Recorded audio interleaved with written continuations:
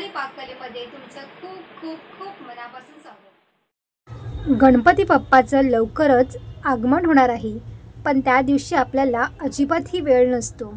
आपल्याकडे पाहुण्यांची लगबग सुरू असते आणि त्यावेळेला आपण झटकेपट प्रसादासाठी किंवा नैवेद्यासाठी आपण पटकन मोदक तयार करून घेणार आहोत। तर त्यासाठी इथे काय करायचं आहे, पॅनमध्ये 1 चमचाभर तूप घेतलेला आहे। त्यानंतर 1 वाटी मी इथे बारीक रवा घेतलेला आहे। गुठल्या मोडत मोडत आपल्याला रवा हा छान भाजून घ्यायचा आहे। लो फ्लेमवरतीच आपल्याला रवा छान भाजून घ्यायचा आहे। थोडासा कलर चेंज होईपर्यंत आपण हे भाजून घेणार आहोत। गॅसची आज कुठेही वाढवायची नाही आहे, लो फ्लेमवरतीच आपल्याला सतत हलवत राहायचं आहे, नाहीतर तो खालून करपूही शकतो।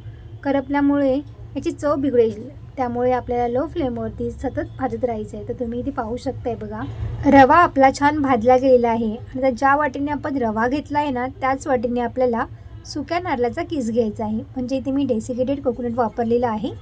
तुम्हाला जर सुकं खोबरं वापरायचं नसेल तर तुम्ही ते ओलं खोबरं जरी वापरलं ना तरीही चालेल, फक्त जास्त दिवस ते टिकणार नाही, त्यामुळे इथे मी सुकं खोबरं वापरलेलं आहे। म्हणजे डेसिकेटेड कोकोनट इथे मी वापरलेलं आहे। छान असं लो फ्लेमवरती आपल्याला हे खोबरंसुद्धा छान भाजून घ्यायचं आहे। अगदी कलर चेंज होईपर्यंत आपण याला लो फ्लेमवरती भाजून घ्यायचं आहे।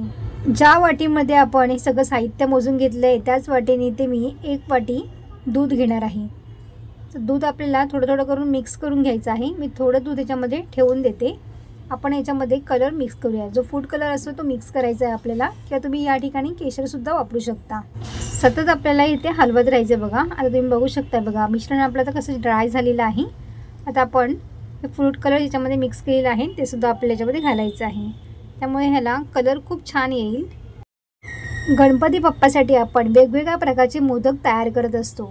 एक वेळेस हे अशा पद्धतीने मोदक तुम्ही नक्की ट्राय करून बघा, खूप छान होतात आणि करायला सुद्धा फारसा वेळ लागत नाही। अगदी 10 ते 15 मिनिटात आपल्याला मोदक तयार होतात। तर तुम्ही ते पाहू शकताय बघा, सगळं मिक्स झालेलं आहे। त्यानंतर आपल्याला 1 वाटी गूळ घ्यायचा आहे।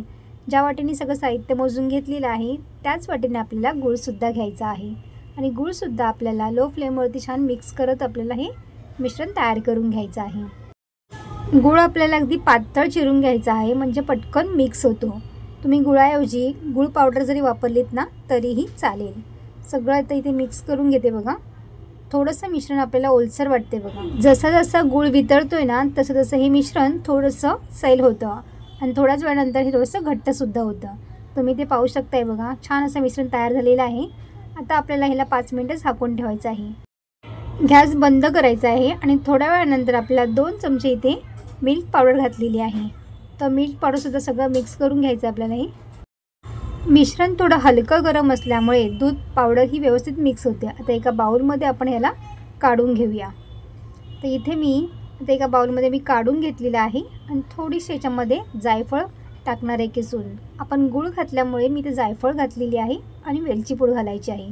आपण यामध्ये गूळ घातलेला आहे त्यामुळे जायफळ पावडर मी इथे घातलेली आहे, त्यामुळे टेस्ट खूप छान येते। तर अशा पद्धतीने इथे मी मोदक साचा घेतलेला आहे। मोदकाला थोडंसं तुपाचा हात लावायचा आहे।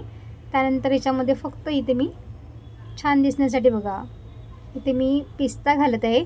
एकदम बारीक तुकडे केले पिस्ताचे इथे त्याच्यामध्ये घालायचे आहेत, त्यामुळे मोदक दिसायला आपला छान दिसेल।